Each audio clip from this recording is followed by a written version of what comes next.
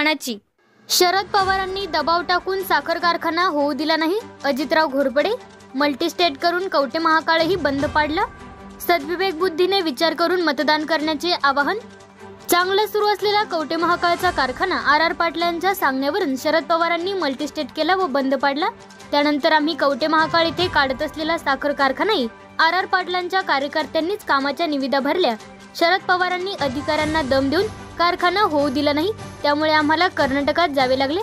आधी पिठाची चक्कीही न उभारणाऱ्या विरोधकांनी आता विकासाची स्वप्न दाखवायला सुरुवात केली आहे। त्यामुळे विरोधकांचे पैसे फेकून मते मिळवायच्या प्रवृत्तीला ओळखून सद्विवेक बुद्धीने विचार करून मतदान करा, असे आवाहन माजी राज्यमंत्री अजितराव घोरपडे सरकार यांनी केले। महायुती व राष्ट्रवादी काँग्रेस पक्षाचे अधिकृत उमेदवार संजय काका पाटील यांच्या प्रचारार्थ बोरगाव येथे आयोजित प्रचार सभेत घोरपडे सरकार बोलत होते। मला कळली बातमी की कवठे महाकाळ कारखाना मल्टीस्टेट करायचा आहे। काका मल्टीस्टेट, मी डायरेक्ट पवार साहेबांच्याकडे गेलो।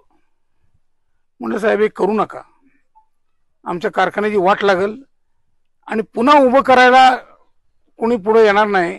त्यावेळेला कसं उभं केलं ते आमच्या जीवालाच माहिती आहे। चालू आहे कारखाना, तुम्ही काही मल्टीस्टेट करायच्या नादाला लागू नका। पवार साहेबांनी मला सरळ सरळ उत्तर दिलं, ते आर ऐकना। म्हटलं कारखाना कोणी उभा केलाय? तर कारखाना आता तुम्हालाच माहिती। म्हटलं मी होतो त्यात, पहिल्या डायरेक्टर बोर्डाचा मी संचालक आहे। सगळ्या कार्यकर्त्यांनी एकत्र येऊन हा कारखाना उभा केला आणि तुम्ही म्हणता आर ऐकत नाही। काय संबंध आरचा या कारखान्यात बोलायचा? का तुमचा चेला आहे, तुमचा पोपट आहे म्हणून ते तुम्ही त्याच ऐकायला लागलाय? काय अर्थ आहे या गोष्टीला?